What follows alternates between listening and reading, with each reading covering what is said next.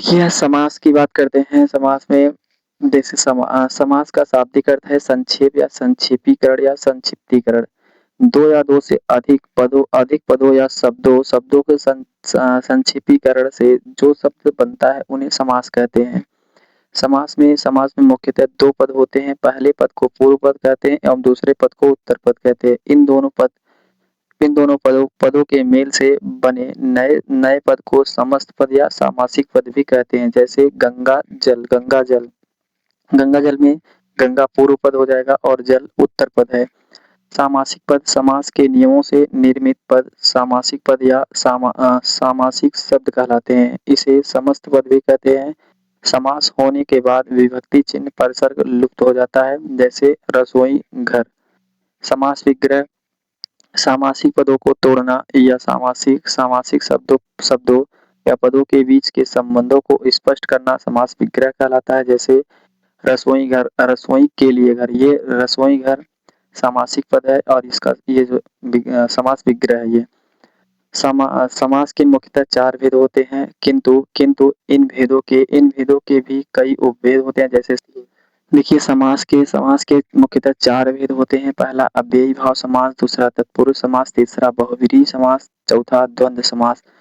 तत्पुरुष समास जो है 2 भागों में बटा है। एक कर्मधारय समास और दूसरा द्विगु समास। अव्ययी भाव समास जिस समास का प्रथम पद या पूर्व पद अव्यय हो, अर्थात जिसमें प्रथम पद प्रधान हो, उन्हें जैसे रातों रात का समास विग्रह रात में, आजन्म जन्म तक या जन्म से लेकर, प्रतिदिन दिन या प्रत्येक दिन, यथाशक्ति शक्ति के अनुसार, पेट भरकर, हाथों हाथ ही हाथ में। कुछ परीक्षा उपयोगी महत्वपूर्ण तथ्य है। जैसे समास का शाब्दिक अर्थ संक्षेप होता है। सामासिक पद को तोड़ना कहलाता है समास विग्रह। समास के पदों को अलग करने को कहा जाता है विग्रह।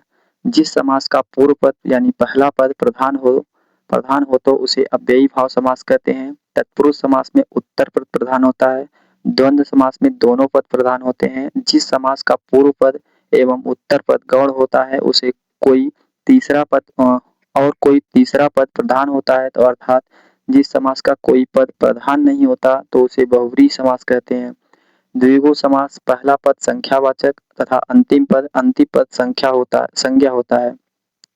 अव्ययी भाव समास का समस्त पद वाक्य में क्रिया विशेषण का काम करता है। तत्पुरुष समास में पूर्व पद गौण एवं उत्तर पद प्रधान होता है।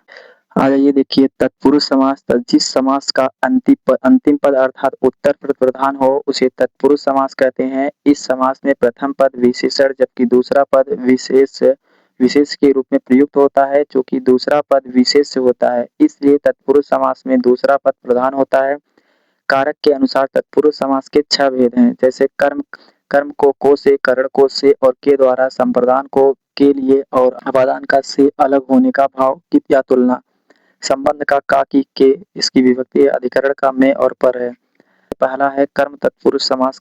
कर्म के कारक चिन्ह को के लोप से बनने वाला समास कर्म तत्पुरुष कहलाता है। जैसे देखिएगा, चिड़ियों को मारने वाला और गगन को चूमने वाला और स्वर्ग को प्राप्त, तिल को कूट कर बनाया हुआ और जेब कतरा जेब को काटने वाला और गिरह गर्दन को काटने वाला। देखिए जैसे दूसरा करण तत्पुरुष समास में करण कारक चिन्ह से और द्वारा और के द्वारा के लोप से बनने वाला समास करण तत्पुरुष समास कहलाते हैं। जैसे अकाल पीड़ित, अकाल से पीड़ित, आश्चर्य से चकित, मेघाच्छन्न, मेघों से आच्छन्न या ढका हुआ, गोबर गणेश, गोबर से निर्मित गणेश, तुलसीकृत, तुलसी द्वारा कृत या रचित, रोगग्रस्त, रोग से ग्रस्त। संप्रदान तत्पुरुष समास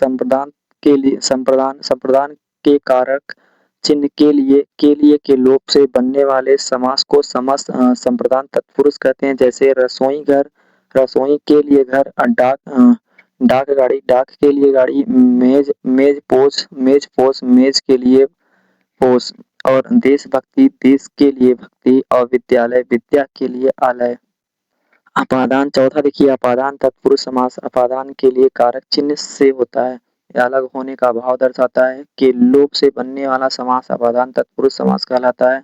अपादान तत्पुरुष समास में अलग होने का भाव व्यक्त होता है, जैसे स्वर्ग स्वर्ग पतित स्वर्ग से पतित, धनहीन धन से हीन, ऋण मुक्त ऋण से मुक्त, रोग से मुक्त, पदच्युत पद से च्युत, भाग्यहीन भाग्य से हीन। संबंध तत्पुरुष समास का कारक चिन्ह है काकी के जैसे इसका जैसे देखिए विष वमन विष का वमन, जल संरक्षण जल का संरक्षण, राजपुत्र राजा का पुत्र, राजाज्ञा राजा की आज्ञा, अन्नदान अन्न का दान, अन्नदाता अन्न का दाता, विद्याभास विद्या का अभ्यास। अधिकरण तत्पुरुष समास इसका कारक चिन्ह है में और पर है। जैसे कवि पुंगव कवियों से पुंगव, और कवि श्रेष्ठ कवियों में श्रेष्ठ, शोक मग्न जल में मग्न, स्नेह में मग्न। कर्मधारय समास की बात करते हैं। जिस समास में विशेषण और विशेष का संबंध अथवा उपमेय और उपमान का संबंध पाया जाता है उसे कर्मधारय समास कहते हैं। कर्मधारय समास का उत्तर पद यानी द्वितीय पद प्रधान होता है। इसमें विशेषण और विशेष, उपमेय और उपमान आगे या पीछे कहीं भी आ सकते हैं। जैसे नील गाय नीली है जो गाय, पीताम्बर पीत है जो अंबर, मंद बुद्धि मंद है जिसकी बुद्धि, महासागर महान है जो सागर, शीतोष्ण जो शीत है जो उष्ण है या जो शीत भी है और उष्ण भी है। द्वंद्व समास देखिएगा, द्वंद्व समास का अर्थ है जोड़ा या युग्म। जिस समास के दोनों पद यानी प्रथम पद और द्वितीय पद प्रधान होते हैं तथा जिसमें समुच्चय बोधक अव्यय का लोप कर दिया जाता है उसे द्वंद्व समास कहते हैं। द्वंद्व समास का विग्रह करने पर इनके दो पदों के बीच में और या अथवा तथा शब्द लगता है। इसके अधिकांश उदाहरण में योजक चिन्ह लगा होता है। जैसे द्वंद्व समास के भेद, द्वंद्व समास के मुख्यतः तीन भेद हैं।